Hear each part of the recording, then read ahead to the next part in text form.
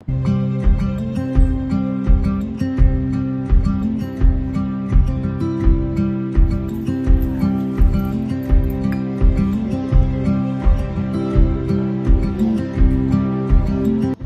Morning. तुम्ही मागच्या ब्लॉगमध्ये पाहिलं असेल की आपण गावावरून येताना खलबत्ता घेऊन आलो होतो. तर तोच खलबत्ता आपण आज पारंपरिक पद्धतीने बनवूया. त्यासाठी मी इथं भिजवलेले तांदूळ आपण जे स्वयंपाकासाठी यूज करतो त्या तेलामध्ये थोडीशी हळद घालून घेतलेली आहे. आणि गवत, मला इथं आमच्या इथं गवत नव्हतं त्यामुळे मी कढीपत्ता आणि झाडाचा फुलझाडांचा पाला जो आहे तो मी घेतलेला आहे. तर सगळ्यात आधी बघा मी खलबत्ता धुवून घेते.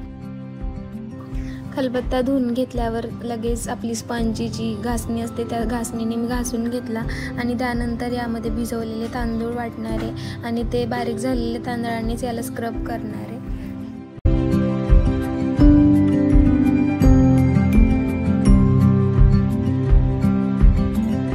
तर इथे मी आता भिजवलेले तांदूळ घेतलेत आणि ते यामध्ये वाटून घेते आणि त्यानेच पूर्ण जे खलबत्ता आहे आणि त्याचं ते ठोंबा आहे त्याला मी स्क्रब करून घेणार आहे. तर या खलबत्त्यांमध्ये 2-3 साईज होत्या. यापेक्षा एक छोटी होती आणि यापेक्षा एक मोठी होती. तर मी मीडियम साईज आणलेली आहे. म्हणजे मला फक्त लसूण, आलं आणि छोटी मोठी जी आपली चटणी असते आपण छोट्या क्वांटिटीमध्ये जी बनवतो त्यासाठी. आणि असं वाटत होतं की मोठाच घ्यावा, म्हणजे आपला ठेचा वगैरे किंवा कधी लाईट वगैरे गेली तर मसाल्याचं पण होऊ शकत होतं. पण तो जरा जास्त जड वाटत होता मला, म्हणजे असं रोजच्या हाताळण्यासाठी तो मला जरा असा जड वाटत होता. त्यामुळे मग मी मीडियम साईज घेतली आणि आरूला एकदम छोटी साईज आवडली होती. म्हणत होता मला घ्या खेळण्यात, तुम्हाला नाही घ्यायचं तर तुम्हाला मोठा म्हणजे मीडियम घ्या आणि मला तो छोटा घ्या माझ्यासाठी.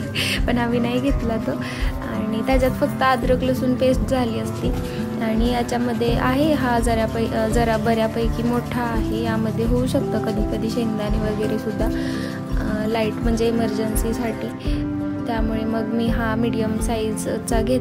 तर इथे माझं खलबत्त्याला स्क्रबिंग करून झालं बघा. आणि आता मी खलबत्ता धुते आणि यामध्ये आता जो मी पाला वगैरे घेतलेला आहे कढीपत्ता तर ते यात बारीक करून घेणार आहे. आणि पुन्हा त्या जे पाल्याची पेस्ट आहे त्याने पुन्हा त्याला रगडून घेणार आहे त्या खलबत्त्याला. आणि नंतर जो तेलाचा आणि हळदीचा लेप घेतलेला आहे तो लावून घेणार आहे. तर मी हा दगडाचा खलबत्ता का चूज केला, मला तो ऑनलाईन जो भेटतो मार्बलमध्ये असतो कडाप्यांचा वगैरे बनवलेला असतो तो, त्याला काय म्हणतात काय माहिती, पण कदाचित मार्बलच असेल जो ऑनलाईन दाखवतात. तो खलबत्ता मला म्हणजे बऱ्याच वर्षापासून माझं चालले 2-3 वर्ष झालं मी कन्फ्यूज होते की नक्की दगडाचा घेऊ की तो मार्बलचा घेऊ.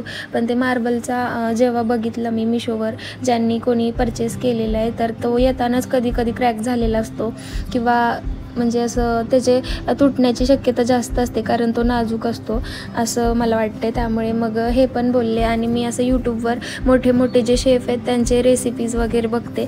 तर त्यांच्याकडे सुद्धा म्हणजे आपलं जुनं जे आहे ते आपलं टिकवून ठेवण्यासाठी एवढे मोठे शेफ जे आहेत त्यांच्याकडे सुद्धा दगडाचे खलबत्ता, दगडाचा पाटा वरवंटा आहे आणि त्याच्यावरच ते बनवून रेसिपीज वगैरे करतात. मग त्यामुळे मग मला पण असं वाटलं की आपण पण जे आपलं जुनं आहे जुनी संस्कृती ती जपून ठेवायची. त्यामुळे मग मी पण दगडाचा घेतला आणि मस्त आहे, टिकाऊ पण आहे. तर यामध्ये जो पाला घेतला होता तो बारीक करून झालेला आहे आणि त्या पेस्टनेच मी त्याला थोडंसं चोळून घेणार आहे. आणि यानंतर त्याला वॉश करून हळदी तेलाचं मिश्रण आहे ते लावणार आहे आणि ते मिश्रण खलबत्त्याला लावून 24 तास तसंच ठेवून देणार आहे मुरत. आणि दुसऱ्या दिवशी वॉश करून यूज करायला घेणार आहे.